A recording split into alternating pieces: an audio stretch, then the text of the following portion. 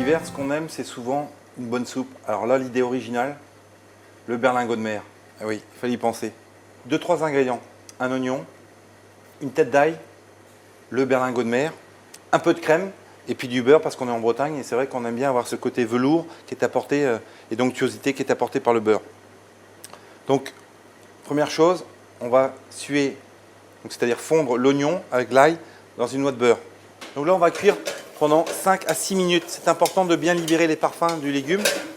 Et je vais mettre une petite pointe de sel, légère, pas trop, parce qu'on sait que le berlingot, c'est puissant, c'est iodé. Et pour que l'oignon libère son jus, et surtout que ça ne colore pas.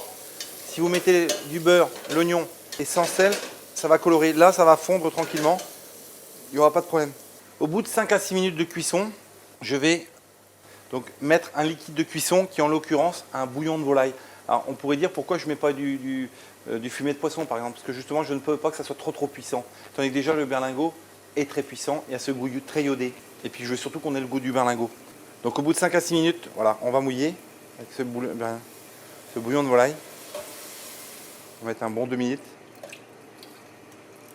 On va reporter ébullition, on va cuire pendant 4 à 5 minutes. Au bout de 4-5 minutes, là on est bon. On va faire justement la partie la plus importante de la recette.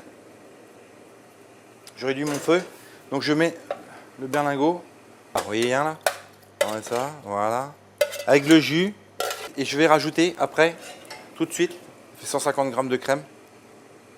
Voilà.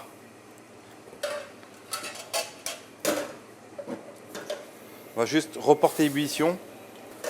Voilà, là c'est bon. On a reporté ébullition, on arrête, on mixe. Et là on y va.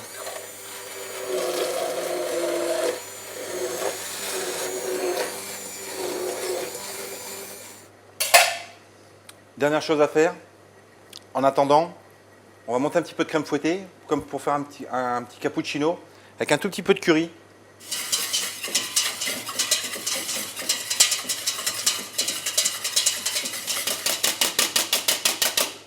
Voilà, on fait légèrement une crème un petit peu épaisse.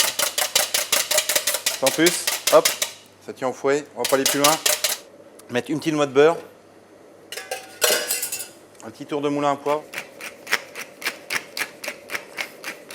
Voilà. On va essayer de faire ça différemment. Pour sortir la soupe, c'est un petit peu toujours du contexte de la soupière. Voilà, alors on va reprendre un petit peu pour avoir un côté un peu sympathique. Le berlingot qu'on va mettre comme ça, un petit peu accru.